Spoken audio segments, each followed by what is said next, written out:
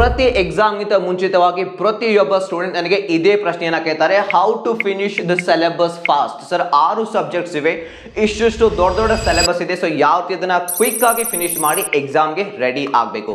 First ನಾನು ನಿಮಗೆ average students ಓದುವಂತಹ 2 ರಾಂಗ್ ಮೆಥಡ್ಗಳನ್ನ ತಿಳಿಸ್ತೇನೆ. ನಂಬರ್ 1, ಸರ್ ನನಗೆ ಎಲ್ಲ ಓದ್ಲಿಕ್ಕೆ ಆಗೋದಿಲ್ಲ, ಕೆಲವೊಂದು ಇಂಪಾರ್ಟೆಂಟ್ ಕ್ವಶನ್ಸ್ ಅಂಡ್ ಟಾಪಿಕ್ಸ್ ಗಳನ್ನ ಹೇಳಿ ಅದನ್ನ ಓದ್ತೀನಿ ಅಂತ ಹೇಳಿ ಬುಕ್ ಅನ್ನ ಓಪನ್ ಮಾಡಿ ಆ ಇಂಪಾರ್ಟೆಂಟ್ ಟಾಪಿಕ್ಸ್ ಕ್ವಶನ್ಸ್ ಅನ್ನ ಓದ್ತಾ ಹೋಗ್ತಾರೆ. ಸೊ ಇದರಿಂದ ಕೆಲಸ ನಡೆಯೋದಿಲ್ಲ. ಅಂಡ್ ಸೆಕೆಂಡ್ ಮೆಥಡ್ ಬರುತ್ತೆ, ಸಿಲೆಬಸ್ ಆದ್ರೂ ಗೊತ್ತೇ ಇರುತ್ತೆ ಮೆಜಾರಿಟಿ ಸ್ಟೂಡೆಂಟ್ಸ್ಗೆ. ಸೊ ಬುಕ್ ಅನ್ನ ತಗೊಳ್ತಾರೆ, ತಗೊಂಡು ಯಾವ ರೀತಿ ನಾವು ನ್ಯೂಸ್ ಪೇಪರ್ ಓದ್ತೇವಲ್ಲ, ಸೊ ಅದನ್ನ ಜಸ್ಟ್ ಒಂದು ನ್ಯೂಸ್ ಪೇಪರ್ ತರ ಓದ್ತಾ ಹೋಗ್ತಾರೆ. ಸೊ ಇದು ಮೆಥಡ್ ಕೂಡ ಸರಿಯಾದಂತಹ ಮೆಥಡ್ ಅಲ್ಲ. ಈ ರೀತಿ ಓದೋದ್ರಿಂದ ಏನ್ ಪ್ರಾಬ್ಲಮ್ ಆಗುತ್ತೆ, ಸೊ ಬನ್ನಿ ಈಗ ತಿಳ್ಕೊಳ್ಳೋಣ.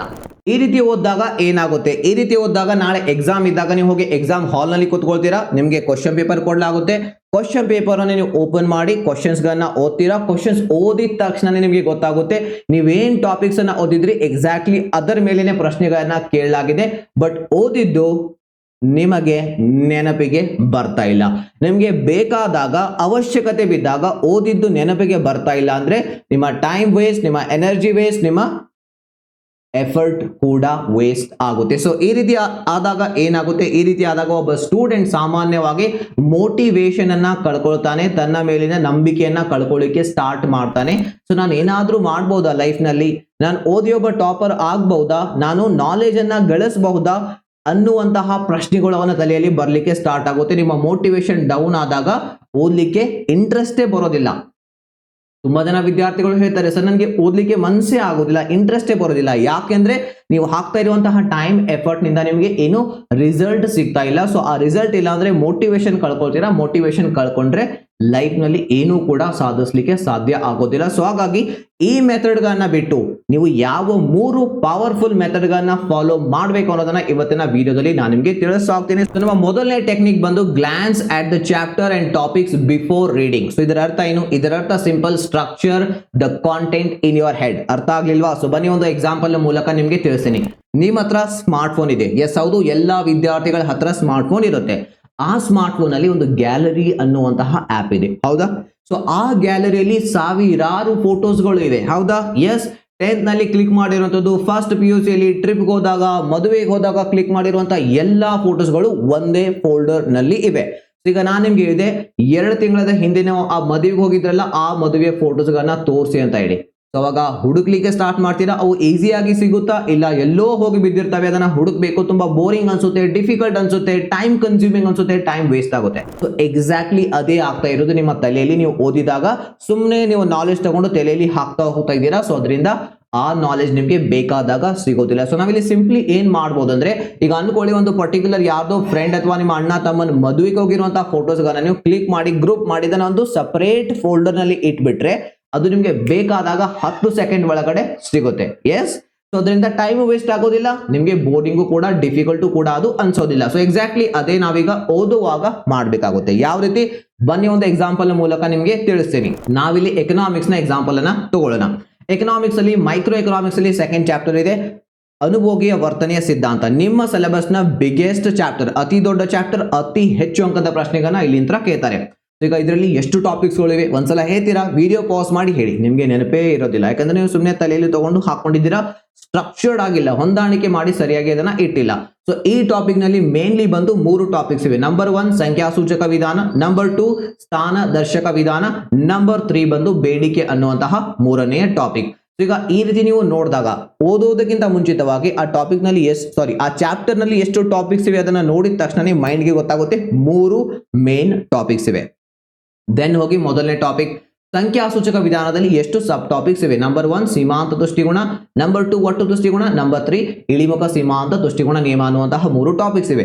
ಇನ್ನು ಎರಡನೇ ಮೇಜರ್ ಟಾಪಿಕ್ ನಲ್ಲಿ ಔದಾಸೀನ್ಯ ವಕ್ರರೇಖೆ, ಬಜೆಟ್ ರೇಖೆ, ಅನುಭೋಗಿ ಆದರ್ಶ ಆಯ್ಕೆ ಎನ್ನುವಂತಹ 3 ಟಾಪಿಕ್ಸ್ ಇವೆ. ಬೇಡಿಕೆಗೆ ಬನ್ನಿ. ಬೇಡಿಕೆ 3ನೇ ಮೇನ್ ಟಾಪಿಕ್ ನಲ್ಲಿ ಬೇಡಿಕೆ ನಿಯಮ, ಬೇಡಿಕೆ ಬಿಂಬಕ, ವೈಯಕ್ತಿಕ ಬೇಡಿಕೆ, ಮಾರುಕಟ್ಟೆ ಬೇಡಿಕೆ, ಬೆಲೆ ಬೇಡಿಕೆ, ಸ್ಥಿತಿಸ್ಥಾಪಕತ್ವ ಅನ್ನುವಂತಹ 5 ಟಾಪಿಕ್ಸ್ ಗಳು ಇವೆ. ಈ ರೀತಿ ನೀವು ಕಾಂಟೆಂಟ್ ಅನ್ನ ಸ್ಟ್ರಕ್ಚರ್ ಮಾಡಿದಾಗ, ಹೊಂದಾಣಿಕೆ ಮಾಡಿ ತಲೆಯಲ್ಲಿ ಹಾಕಿದಾಗ ಅದು ಬೇಕಾದಾಗ ಈಸಿಲಿ ಸಿಗುತ್ತೆ. ಇದರಿಂದ ನಿಮ್ಮ ಟೈಮ್ ವೇಸ್ಟ್ ಆಗೋದಿಲ್ಲ. ನೀವು ಸಿಲೆಬಸ್ ಅನ್ನ 90% ವಿದ್ಯಾರ್ಥಿಗಳಿಗಿಂತ ಹೆಚ್ಚಾಗಿ ತುಂಬಾ ಫಾಸ್ಟ್ ಆಗಿ ಸಿಲೆಬಸ್ ಅನ್ನ ಮುಗಿಸಬಹುದು. ಇದೇ ರೀತಿ ಎಕ್ಸಾಕ್ಟ್ಲಿ ಟಾಪರ್ಸ್ ಓದ್ತಾರೆ. ಇದೇ ರೀತಿ ನಾನು ಓದ್ತಿದ್ದೆ ಸೆಕೆಂಡ್ PUC ಇದ್ದಾಗ. 99 ಸ್ಕೋರ್ ಮಾಡಿದ್ದೀನಿ ಎಕನಾಮಿಕ್ಸ್ ನಲ್ಲಿ, ನೀವು 100 ಸ್ಕೋರ್ ಮಾಡಬಹುದು. ಓವರ್ ಆಲ್ 95% ಮಾಡ್ತೀರಾ. ಜಸ್ಟ್ ಈ ಟೆಕ್ನಿಕ್ಸ್ ಗಳನ್ನ ಫಾಲೋ ಮಾಡಿ. Number 2, very important. Before you read a chapter, read PYQs. PYQs ಅಂದ್ರೆ ಏನು? ಪ್ರೀವಿಯಸ್ ಇಯರ್ ಕ್ವಶನ್ಸ್ ಗೆ ನಾವು PYQs ಅಂತ ಹೇಳ್ತೀವಿ ಶಾರ್ಟ್ ಆಗಿ. ಈಗ ತುಂಬಾ ವಿದ್ಯಾರ್ಥಿಗಳು ಏನ್ ಮಾಡ್ತಾರೆ ಅಂದ್ರೆ ಎಕ್ಸಾಮ್ 1 ತಿಂಗಳ 15 ದಿನ ಮುಂಚೆ ಇದ್ದಾಗ ಮಾತ್ರ PYQs ಗಳನ್ನ ಓದ್ತಾರೆ. But that's not the right way. ಇಲ್ಲಿ ನೀವು ಪ್ರತಿ ಟಾಪಿಕ್ ಚಾಪ್ಟರ್ ಓದುವಾಗ ನಿಮ್ಮ PYQs ಗಳನ್ನ ಓದಿ. ಅದರಿಂದ ಏನಾಗುತ್ತೆ, ನಂಬರ್ 1 ನಿಮಗೆ ಸಿಲೆಬಸ್ ಗೊತ್ತೇ ಇದೆ ಎಷ್ಟು ಓದಬೇಕು ಅಂತ ಹೇಳಿ. Out of the syllabus questions ಆದ್ರೂ ಬರೋದಿಲ್ಲ. ಬಟ್ ಕೊಟ್ಟಿರುವಂತಹ ಸಿಲೆಬಸ್ ಅಲ್ಲಿ ಯಾವ ರೀತಿ ಪ್ರಶ್ನೆ ಕೇಳಲಾಗುತ್ತೆ ಅದು ನಿಮ್ಗೆ ಹೇಗೆ ಗೊತ್ತಾಗುತ್ತೆ? ನೀವು ಪ್ರೀವಿಯಸ್ ಇಯರ್ ಕ್ವಶನ್ಸ್ ನೋಡಿದಾಗ ಮಾತ್ರ ಗೊತ್ತಾಗುತ್ತೆ. ಸೊ ಯಾವ ರೀತಿ ಪ್ರಶ್ನೆ ಕೇಳಲಾಗುತ್ತೆ ಅದನ್ನ ನೋಡಿ ನೀವು ಡಿಸೈಡ್ ಮಾಡ್ತೀರಾ ಯಾವ ರೀತಿ ಓದಬೇಕು ಅಂತ ಹೇಳಿ. ಸೊ ಇದು ನಿಮಗೆ ತುಂಬಾ ಟೈಮ್ ಸೇವ್ ಆಗುತ್ತೆ. ಇಲ್ಲ ಅಂದ್ರೆ ನೀವು ಮೊದಲು ಒಂದ್ಸಲ ಓದಬೇಕು, 4 ಸಲ ಓದ್ತೀರಾ, ಎಕ್ಸಾಮ್ ಹತ್ರ ಬಂದಾಗ PYQs ನೋಡಿ ಮತ್ತೆ ಬೇರೆ ರೀತಿಯಲ್ಲಿ ಓದಬೇಕಾಗುತ್ತೆ. ಸೊ ನೆನ್ಪಿಟ್ಕೊಳ್ಳೋದು ತುಂಬಾ ಡಿಫಿಕಲ್ಟ್. ರಿವಿಷನ್ ಮಾಡುವಾಗ 10 ತಾಸು ತಗೊಳ್ತಾರೆ ಒಂದೊಂದು ಚಾಪ್ಟರ್ ರಿವೈಸ್ ಮಾಡ್ಲಿಕ್ಕೆ. 1 ತಾಸಲ್ಲಿ 1 ಚಾಪ್ಟರ್ ರಿವೈಸ್ ಮಾಡಬೇಕು. ಸೊ ಅದು ಯಾವಾಗ ಸಾಧ್ಯ? ಈ ಟೆಕ್ನಿಕ್ ಅಪ್ಲೈ ಮಾಡಿದಾಗ ಮಾತ್ರ ಸಾಧ್ಯ. ಇನ್ನೊಂದು ಪವರ್ಫುಲ್ ಟೆಕ್ನಿಕ್ ಕೊಡ್ತಾ ಇದ್ದೀನಿ, read as if you are writing answer to questions. ಯಾವ ರೀತಿ ಓದಬೇಕಂದ್ರೆ ಒಂದು ಪ್ರಶ್ನೆಗೆ ಆನ್ಸರ್ ಬರೀತಾ ಇದೇನೋ ಅನ್ನೋ ತರ ಓದಿ. 1 ಎಕ್ಸಾಂಪಲ್ ಕೊಡ್ತಾ ಇದ್ದೀನಿ. ಇಳಿಮುಖ ಸೀಮಾಂತ ದೃಷ್ಟಿಕೋನ ನಿಯಮವನ್ನ ವಿವರಿಸಿ ಅಂತ 6 ಅಂಕಕ್ಕೆ ಕೇಳಿದ್ದಾರೆ. ಈಗ ಓದುವಾಗ ನೋಡಿ ಇಂಟ್ರೊಡಕ್ಷನ್ ಅಲ್ಲಿ ಏನ್ ಬರಿಬೇಕು. ಸೊ ಈ ಟಾಪಿಕ್ ನಲ್ಲಿ ಯಾವ್ದನ್ನ ಇಂಟ್ರೊಡಕ್ಷನ್ ಅಲ್ಲಿ ಹಾಕಬಹುದು. ಸೊ ಅದರ ನಂತರ ನಾನು ಇಳಿಮುಖ ಸೀಮಾಂತ ನಿಯಮ ಬರಿಬೇಕು. ಎಸ್. ಅದರ ನಂತರ ಅದನ್ನ ಒಂದು ಎಕ್ಸಾಂಪಲ್ ಮೂಲಕ ಎಕ್ಸ್ಪ್ಲೇನ್ ಮಾಡಬೇಕು. ಸೊ ಎಲ್ಲಿದೆ ಎಕ್ಸಾಂಪಲ್ ಹುಡ್ಕೊಳ್ಳಿ. ದೆನ್ ಟೇಬಲ್, ಸೊ ಟೇಬಲ್ ನ ವಿವರಣೆ. ದೆನ್ ಡೈಗ್ರಾಮ್, ಸೊ ಡೈಗ್ರಾಮ್ ನ ವಿವರಣೆ. ಸೊ ಈ ರೀತಿ ಮಾಡಿದಾಗ ತುಂಬಾ ಟೈಮ್ ನಿಮ್ದು ಸೇವ್ ಆಗುತ್ತೆ. ಸೊ ಇಲ್ಲಿ ಎಫರ್ಟ್ ಟೈಮ್ ಸೇವ್ ಆಗೋದ್ರಿಂದ ನೀವು ಒಂದೇ ಚಾಪ್ಟರ್ ಟಾಪಿಕ್ ಅನ್ನ 10 ಸಲ ಓದುವಂತಹ ಅವಶ್ಯಕತೆ ಇಲ್ಲ. 10 ಸಲ ಓದುವಂತಹ ಅವಶ್ಯಕತೆ ಇಲ್ಲ. ಅಂದ್ರೆ ಟೈಮ್ 100% ಸೇವ್ ಆಗುತ್ತೆ. ತುಂಬಾ ಫಾಸ್ಟ್ ಆಗಿ ಸಿಲೆಬಸ್ ಅನ್ನ ಫಿನಿಶ್ ಮಾಡಬಹುದು. ಸೊ ಬನ್ನಿ last and the most important technique, watch videos, don't just read.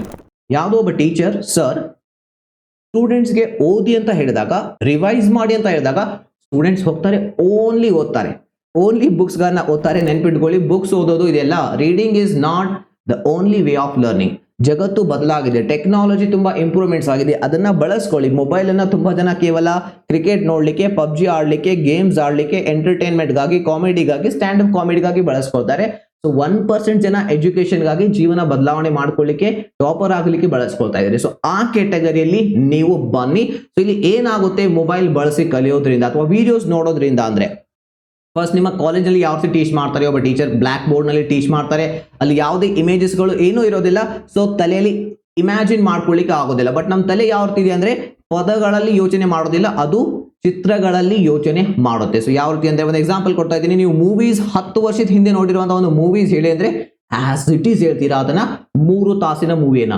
ಯಾಕೆ? ನೀವು ಮೂವಿಯನ್ನ ಓದಿಲ್ಲ, ಓದಿದ್ರೆ ಮರ್ತೋಗ್ಬಿಡ್ತಿದ್ರಿ ಅವಾಗ್ಲೇ, ಬಟ್ ಅದನ್ನ ನೋಡಿದೀರಾ ವಿಡಿಯೋಸ್ ಗಳ ಮೂಲಕ. ಸೊ ಅದು ನಿಮ್ಮ ತಲೆಯಲ್ಲಿ ಫಿಕ್ಸ್ ಆಗಿರುತ್ತೆ. ಇಮ್ಯಾಜಿನೇಷನ್ ಮಾಡಿ ಅದನ್ನ ನೆನ್ಪಿಟ್ಕೊಂಡ್ರೆ ತುಂಬಾ ಲಾಂಗ್ ಟೈಮ್ ವರೆಗೆ ಅದು ನಿಮ್ಗೆ ನೆನಪಿರುತ್ತೆ. ಸೊ ಎಕ್ಸಾಕ್ಟ್ಲಿ ನೀವು ಅದನ್ನ ವಿಡಿಯೋಸ್ ಗಳ ಮೂಲಕ ಎಜುಕೇಶನ್ಗಾಗಿ, ನಿಮ್ಮ ಕರಿಯರ್ ಗಾಗಿ, ಟಾಪರ್ ಆಗ್ಲಿಕ್ಕೆ ನೀವು ಅದನ್ನ ವಿಡಿಯೋಸ್ ಗಳನ್ನ ಬಳಸ್ಕೊಳ್ಳಿ. ಇಮ್ಯಾಜಿನೇಷನ್ ಮಾಡ್ಕೊಳ್ಳಿಕ್ಕೆ ನಿಮ್ಗೆ ಹೆಲ್ಪ್ ಆಗುತ್ತೆ ತಲೆಯಲ್ಲಿ.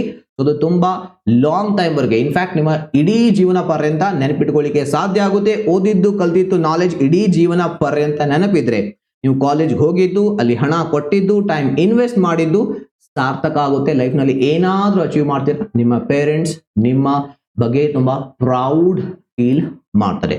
ಸೊ ಕ್ವಿಕ್ ಆಗಿ ಸಮರೈಸ್ ಮಾಡೋದಾದ್ರೆ, number 1, glance at the chapter. So ಓದೋದಕ್ಕಿಂತ ಮುಂಚಿತವಾಗಿ ಚಾಪ್ಟರ್ ಅನ್ನ ನೋಡ್ಕೊಳ್ಳಿ, ಹೊಂದಾಣಿಕೆ ಮಾಡಿ, ಅಡ್ಜಸ್ಟ್ಮೆಂಟ್ ಅಲ್ಲ ಅದನ್ನ ಆರ್ಗನೈಸ್ ಮಾಡಿ, ದೆನ್ ಓದ್ಲಿಕ್ಕೆ ಸ್ಟಾರ್ಟ್ ಮಾಡಿ. Before you read previous year question paper, ಅದರಿಂದ ಗೊತ್ತಾಗುತ್ತೆ ಯಾವ ರೀತಿ ಓದ್ಬೇಕು ಅಂತ ಹೇಳಿ. 3ನೇದಾಗಿ ಕೇವಲ ಓದ್ಬೇಡಿ, ಬುಕ್ಸ್ ಗಳನ್ನ ಓದಿ 1-2 ಸಲ, ದೆನ್ ವಿಡಿಯೋಸ್ ಗಳನ್ನ ನೋಡಿ, ಅದರಿಂದ ಇಮ್ಯಾಜಿನೇಷನ್ ಮಾಡ್ಕೊಳ್ಳಿಕ್ಕೆ ತುಂಬಾ ಹೆಲ್ಪ್ ಆಗುತ್ತೆ. ಸೊ ಈ 3 ಟೆಕ್ನಿಕ್ಸ್ ಗಳನ್ನ ಎಲ್ಲಾ ವಿಡಿಯೋ ನೋಡಿರುವಂತಹ ಎಲ್ಲರಿಗೂ ಕೂಡ ಗೊತ್ತಾಗಿರುತ್ತೆ. ಬಟ್ ಇದ್ರ ಮೇಲೆ ಯಾರು ಎಕ್ಸಿಕ್ಯೂಟ್ ಮಾಡ್ತಾರೆ, ಯಾರು ಇದನ್ನ ಆಕ್ಷನ್ ತಗೊಂಡು ಇಂಪ್ಲಿಮೆಂಟ್ ಮಾಡ್ತಾರೆ, ಸೊ ಅವರೇ ಸ್ಕೋರ್ ಮಾಡೋದು 95%. So thank you for watching this video. Aim to score 95 in second PUC. ಮತ್ತೆ ಸಿಗೋಣ ನೆಕ್ಸ್ಟ್ ವಿಡಿಯೋದಲ್ಲಿ. Thank you so much. See you in the next video.